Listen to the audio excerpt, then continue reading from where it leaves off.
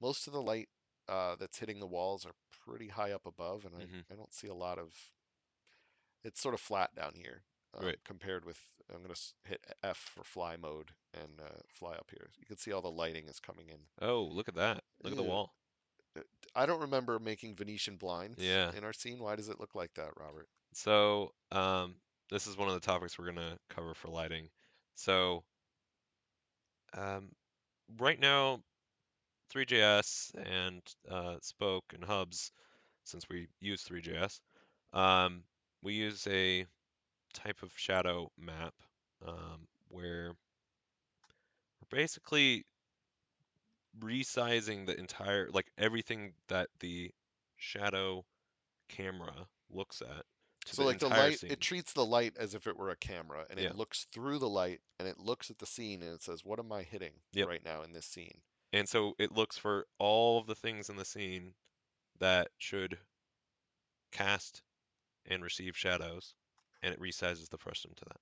Right. And so in this scene, if you fly outside of this room, you can notice it's a fairly large scene, like, and it is casting shadows on that terrain. So it only has so much of a texture to render those shadows onto. So if we go into Spoke, we can increase the amount of resolution that it has to render that shadow map into. We could Why is this yellow showing? the Is yellow that is a bug?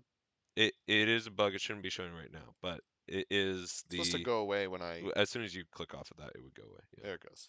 I need The to fix floor that. plan sometimes it forgets. Yeah, but what we're looking at is under the directional light there. So if you go to the directional light, you'll see a couple settings here. So the directional light is set to cast shadows, and it has a shadow map resolution of 1024. If you turn that down, for example, very low, Yeah, what you'll see out here is the resolution of the shadow get very, very blocky. right. So now it's very soft looking, which isn't It necessarily bad sometimes that's what you want. Sometimes on a like big it's object like okay for it this. to be blurry. That's okay. Yeah. If But we go inside and we look at the walls, if you're trying to get crisp it's detail gonna though, have, yeah. oof, So it's gonna be more pronounced because again, it has less um, resolution resolution. to render into. So this is what's called a self-shadowing artifact. It's where this mesh is rendering uh, a shadow on itself, and sometimes it's called shadow acne. So if you turn up the resolution enough, a lot of the time it'll go away. But that's not necessarily good because if you have a larger shadow map, then you're going to be rendering more pixels. Right, making your scene more expensive just to get rid of a ugly artifact, Hmm.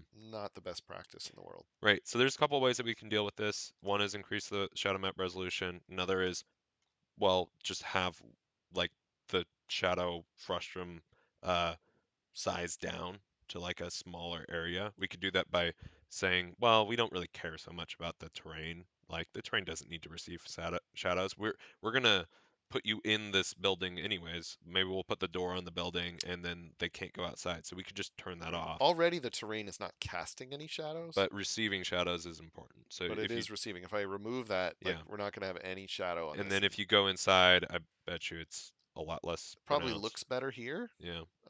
So if your scene doesn't involve you going outside at all, Hmm. like by all means turn that off. But It still um, looks like it's still a little bit. still doing it. So then there's one extra thing that we can do, which is on the directional light, there's a thing that's called the shadow bias. And what this is doing, it's kind of like offsetting the shadow. Um, it's in relation to It's science. it's science, It's technical. it's math. But it's a offset. It's a per pixel offset for the shadow. And adjusting that by a very, very, very small amount will get rid of this artifact at the cost of making your shadows look less grounded. What that means is the shadows are going to move a little bit further from what they're So like if being the floor cast is on. here and your object is here and the Yeah, shadow looks like it's right under you, it might be. They call it Peter yeah, panning, Peter panning. which is a Well, they're it's a floating. very old expression for something that is modern technology, but Yeah. it's like an old reference. Well, But they were floating right, Peter around. Pan's shadow Yeah. was attached to his foot. It was like Oh, stitched to him. That was the, okay. if you remember from the Disney cartoon. Yeah. Anyway, it can look like it's disconnected a little bit. Sometimes that's okay. But you'll notice if I change this number to 0, um, or like a higher number like 4, whoa, the shadow like Yeah, it just kind of went went completely. flying away. Yeah. Um, as I turn it down, the shadow will kind of It's got to come. go way down. I It's can't it's really scroll close this to far. 0. Oh So man, if you just set it to 0, how about it like point 0.1? yep. Okay, now you're getting the effect. However, the light isn't Yeah, it's quite getting there. yeah. So as I turn it down even lower, You want to get it as close to that as possible. like If you hold shift, 0.001. actually I think Oh, when you scroll, if you hold shift, it it's not spins. scrolling, it's just like It's faster. Oh, there we go. oh Now, yeah, I now guess you're it is. seeing the settings. I forgot about that. Um, So you want that really close to 0 though. like I would point set that oh point. oh oh oh one or Yep, 3 or so. something like that. Um, I would go negative, negative. Well, that's what it and was you before. want it to be a little bit higher, well, a little lower. So Like, maybe point 0.5. oh, gotcha. We're in negative, so Yeah, yep. getting That there. that starts to clean up some of the stuff. I still see it. Yeah, you can keep scrolling on that thing. So just drag it. Hmm, It's gonna be a tough one.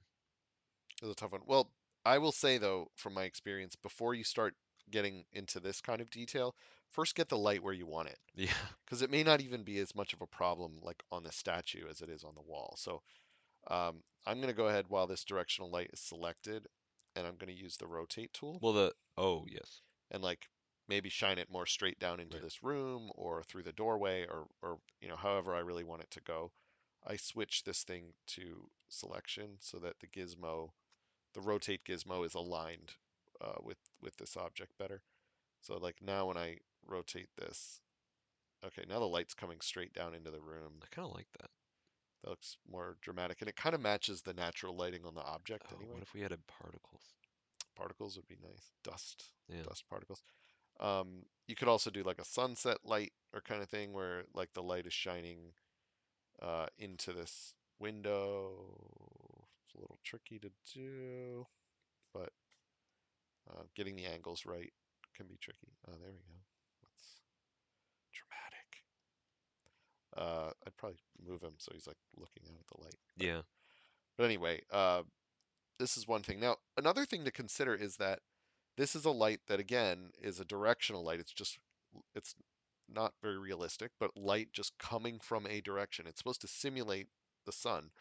Um, we is a science minute.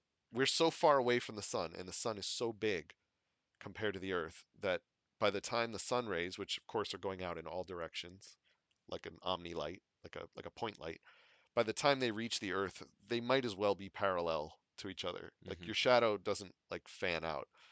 So that's what in computer graphics a directional light is trying to simulate, just general light from Right. a direction. Keep in mind if your scene like this doesn't involve going outside and seeing light on all kinds of surfaces, you may want to consider deleting it and just using a spotlight set to kind of narrow beam and far away. That's perfectly fine too, and it might actually be a little bit cheaper depending on how many surfaces the light hits. This might be a good time to talk about that a little bit. Lighting affects Right. the performance of your scene and how expensive it is.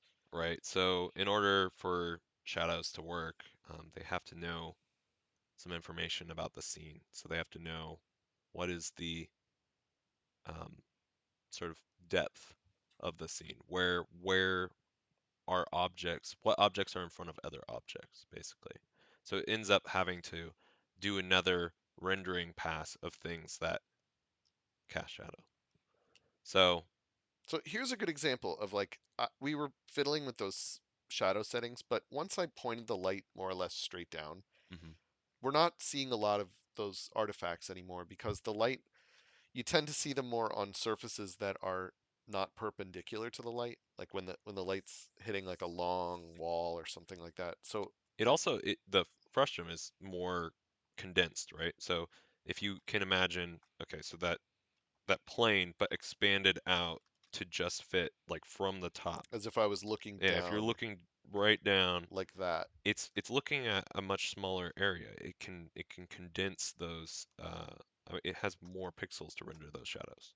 So So that's a thing to think about. this is only set to 1024. The statue is setting is casting a shadow. Hmm. Sure, we could get more resolution if we bump this up and got a sharper, crisper Yeah, shadow. but I actually sometimes think it looks worse yeah, sometimes. for those sorts of things you can adjust the shadow radius. That's like how much it will blur on the edges. So if you crank that up to like 3 or 4, Yeah, you'll start to see it, this. it blurs Like I'll set it it to out a little more. 5, and the shadow now But looks. it It just looks looks like a bunch of lights, like yeah, a ceiling like ours in here, which is like a bunch of fluorescent lights. right. So As you turn that down, you get crisper. If it's too low, though, it ends up looking really pixelated. So you right. kind of want a nice, like, I just one usually is leave it pretty as good. 1. Yeah. Um, and it will also cast shadows on itself, um, which it's doing. But I think that actually looks pretty good now. Yeah, same. The only thing you may want to do, the default directional light color is white just because it's simple, but sunlight does tend to have a little more warmth to it. I wouldn't go so far as to like make it like really saturated orange, but usually what I'll do is I'll click this orange or yellow and then uh, bring the saturation down so it's like got a little bit of color to it, Yeah. and it can make your scene just have a little more warmth to it and not look so like fluorescent lighting Hmm. something. Um, okay, I think that is pretty good. I'm going to publish this again, and we're going to hop back into hubs once this has finished exporting. We'll see what we're dealing with here. I'm just going to Because you published it, you can just refresh can here. just refresh Yep. in hubs. Any scene that's using that, or sorry, any room that's using that scene will update. Oh, now that is looking pretty nice. Definitely feels more grounded Yeah. than it did before. It's got that good Got some shadow. shadow. Um, yeah, that feels like part of the room now. Yep. Okay. We only got a little bit more time.